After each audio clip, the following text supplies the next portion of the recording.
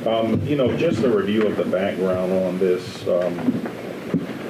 We reviewed with the board and internally our two administrative buildings here at 70 North Broadway and 65 Steiner Avenue. Both buildings are over 100 years old. And, with our review, there are significant issues with both. As you know, the last, 7 or 8 days, our elevator's been out again. We have some outdated systems here. And in August, we met with Signet and the city of Akron regarding the purchase of 10 North Main, had a planning session with an internal steering committee and actually toured this building, 65 Steiner Avenue, and the 10 North Main Street location. And since that time, we've been meeting internally, meeting with some of our stakeholders and reviewing information with the board, and have come, I think, to the point where we need to consider the purchase of the building. We've been talking with, of course, the owner of the building and the owner of the parking lot around the building, which is the city of Akron. And I think we have at least the outline of a framework to proceed with the purchase of the building with your approval. Next, we'll talk about the importance of today's date. So both questions from the board and members of the media, we asked why a special meeting today. So I want to detail a couple of the items related, if we move forward with the resolutions, the importance of today. The first is a part of a board's protection and a taxpayer protection, is we have to submit an application following the passage of the first resolution to the Ohio Department of Education Superintendent of Public Instruction, Paulo DeMaria. And in a sense, he authorizes that we're not using general fund dollars. And so that's been a question both from Finance Committee and the engagement process is, I don't want to use the same pot of money that we're educating kids out of, right? So that's been a strong direction from the board is, how are we going to pay for this? It's got to be cash flow positive, and so we can talk a little bit about that, but the consolidation is going to give us those estimated savings to pay for that. We have to deliver that plan to the superintendent of the state, and he has to sign off on it. That process can take 30 to 45 days. The next component, which takes time, is a banking RFP, and that's part of the next steps we'll talk about a little bit later. But that process can take up to 30 days plus your approval, so it can take a little longer than 30 days.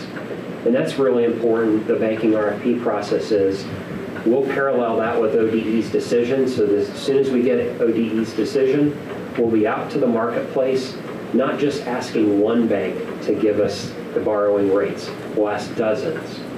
So basically, we're borrowing money against what's called tax increment financing, or a separate pot of money in our savings, and we'll get the best interest rate that we can possibly get. Can you pause there for just a second? I can. So the one has to happen before the other? So ODE is 30 to 45 days, and then another 30 days or so for the RFP. Right. So they don't happen at the same time. So the RFP will hit the street as soon as we get the superintendent's approval. They'll parallel, we'll do the work, we'll have it ready to go, draft will go to Finance Committee, and it'll hit the street as soon as we get that approval. The next is an important component we'll look at when we review the financials as the bank qualified component. And finally is, subject to your approval, tomorrow we start programming the building. And that's a process of working through and serving our customers. And those customers are all of our taxpayers. There are public who come into our buildings regularly.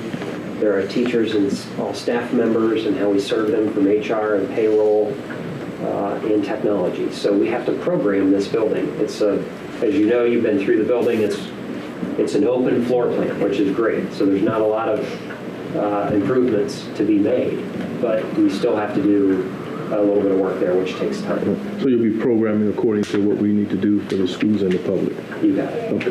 And we'll have a formal process that starts tomorrow. But is it wise to do that before we have the superintendent's okay? Or, I mean, is that sort of a perfunctory going to the state? I mean, as long as we can prove we're not using general fund money, is that just sort of a given then? It is somewhat of a given. They look at our financial status, and to share in that concern, we had a conference call last week with ODE and the folks that are receiving our application to say, here in a sense, we've filled out every component of the application. Here it is. Here's a 5-year forecast. Here's the financial status and how we're going to pay for this. And they said this was great. We appreciate this. We don't see any issue.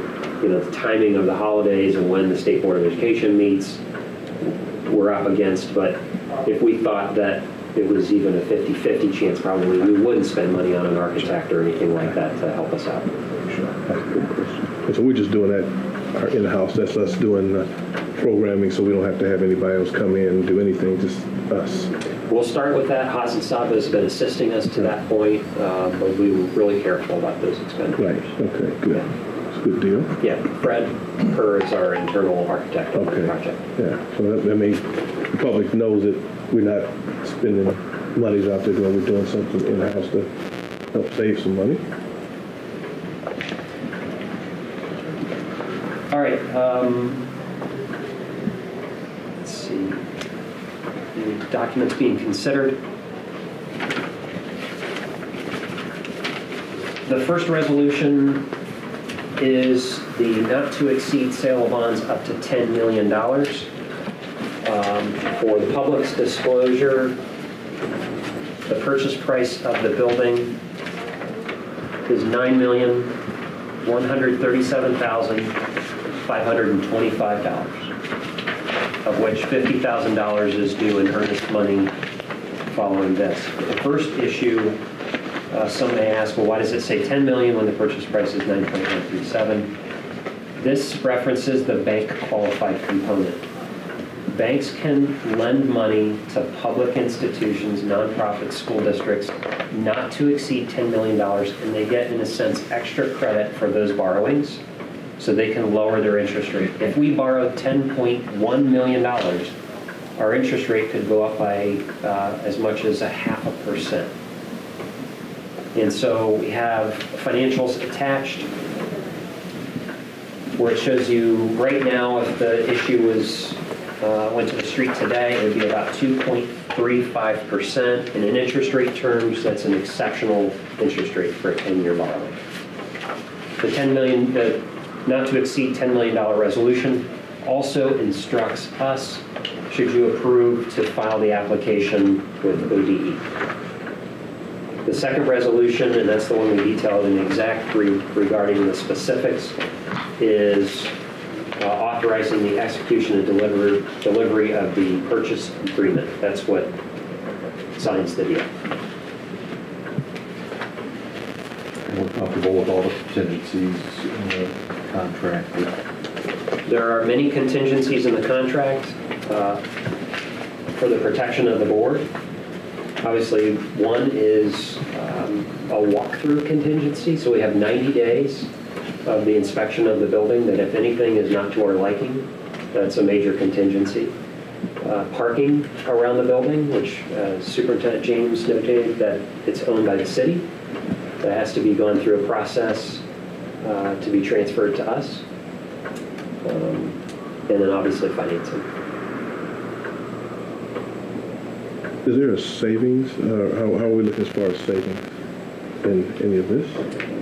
So how do we pay for it? That's part of the plan that we submit to ODE. We're using what's called tax increment financing revenues, TIF.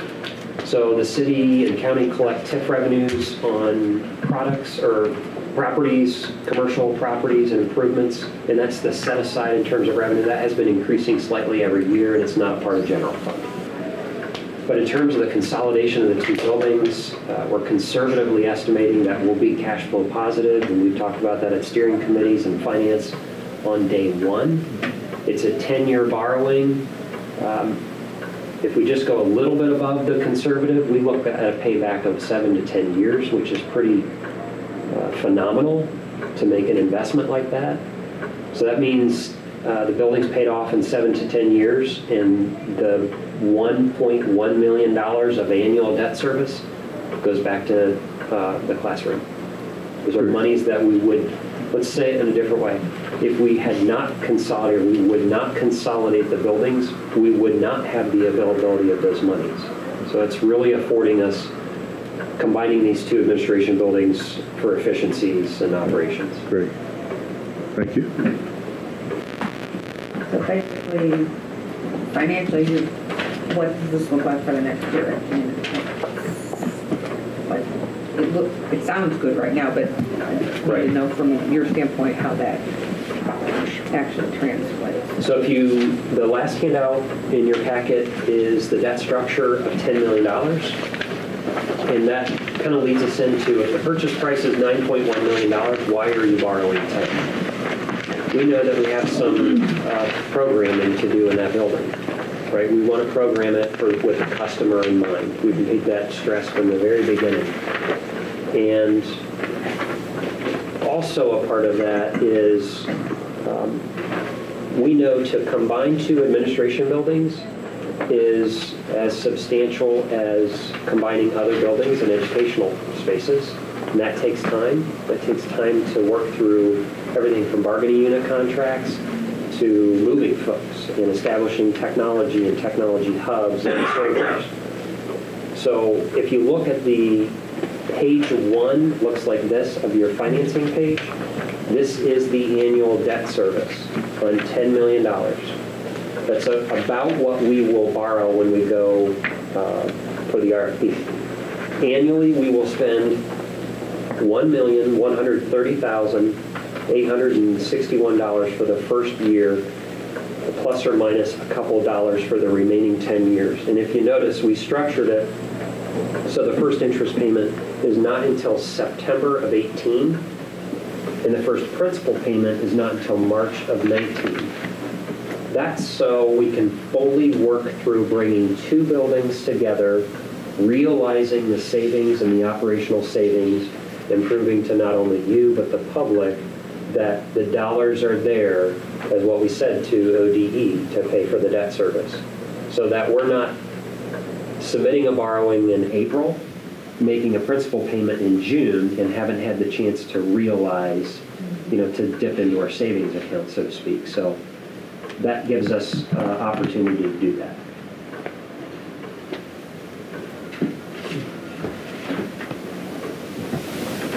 So what happens tomorrow? What do we go from here? So tomorrow, following the passage of the two resolutions, we finalize the draft purchase agreement. What I mean by the draft purchase agreement is we agree upon the price. We have to get confirmation on our contingencies, on the deposit money, and some of the components like the parking.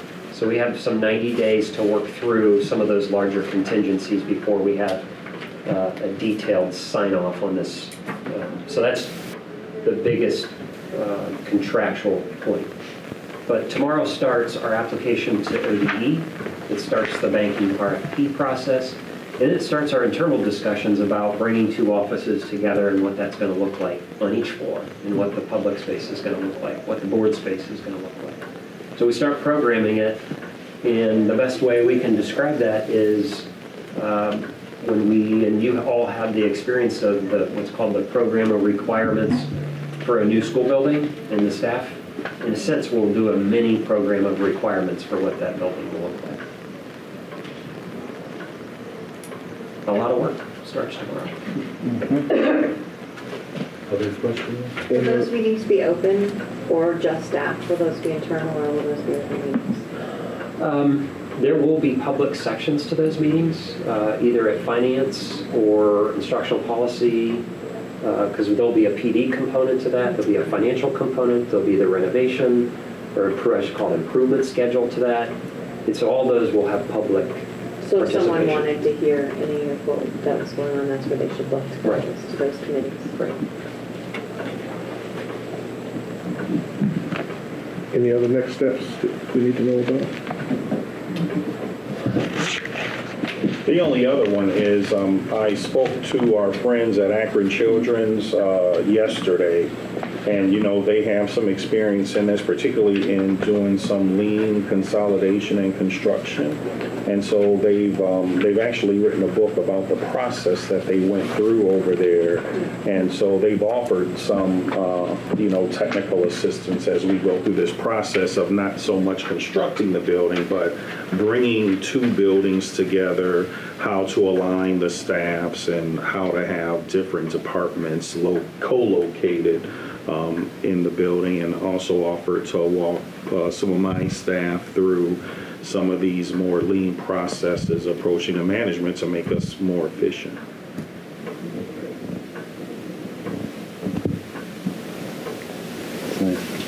And all of this helps to right-size the district, fits in with our plan of all the other wonderful things that we've announced recently.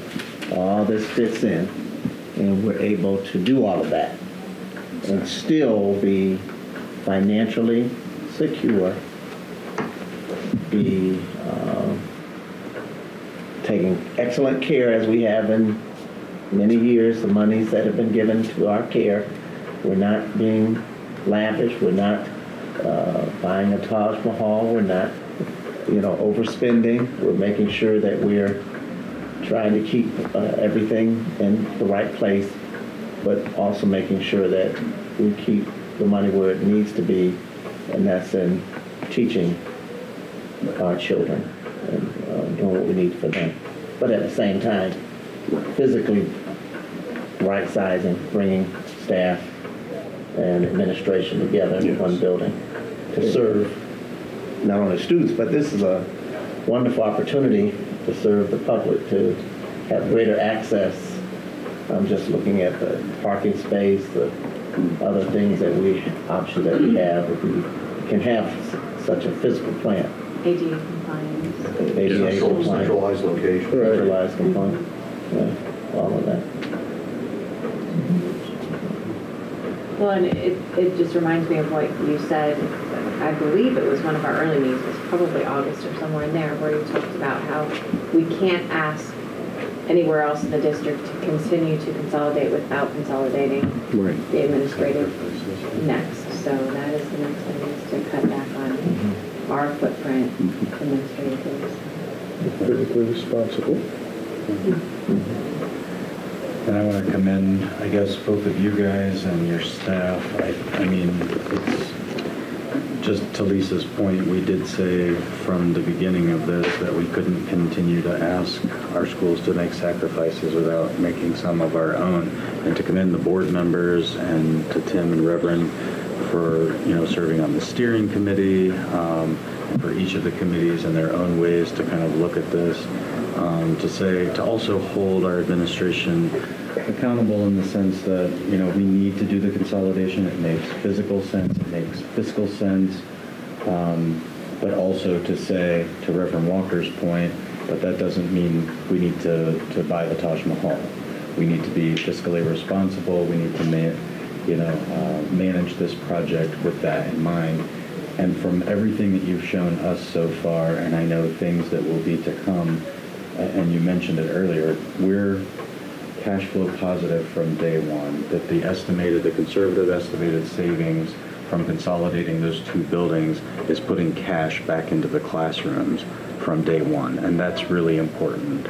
And I don't think, and I hope, people kind of see this and go, oh wow, I didn't realize how much you would save by really being able to consolidate your footprint and make those kind of decisions. So kudos to all of you and the board for participating.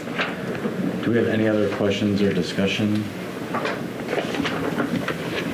Otherwise, we have two resolutions that we need to consider. So any other questions before I read the resolutions?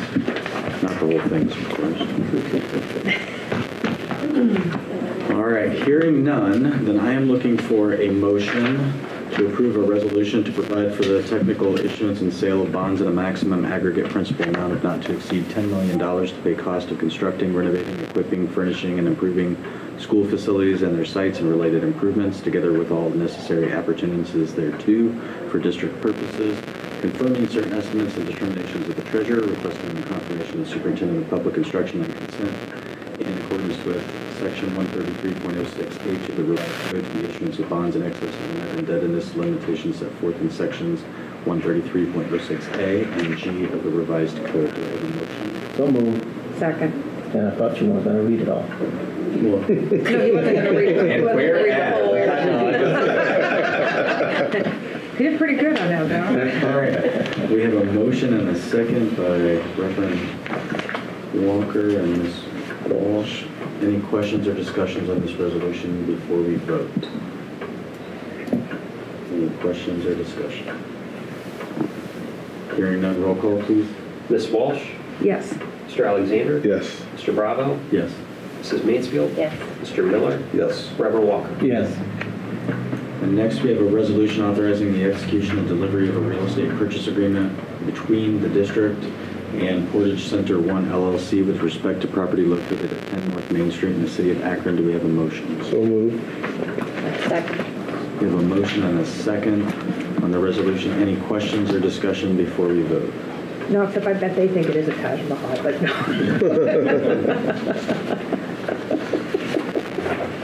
Any questions or discussion? Hearing none, roll call, please. Mr. Alexander? Yes. Mr. Bravo? Yes. Mrs. Mansfield? Yes. Mr. Miller? Yes. Reverend Walker? Yes. Ms. Walsh? Yes. Thank you. Any other items to come before this board related to these matters?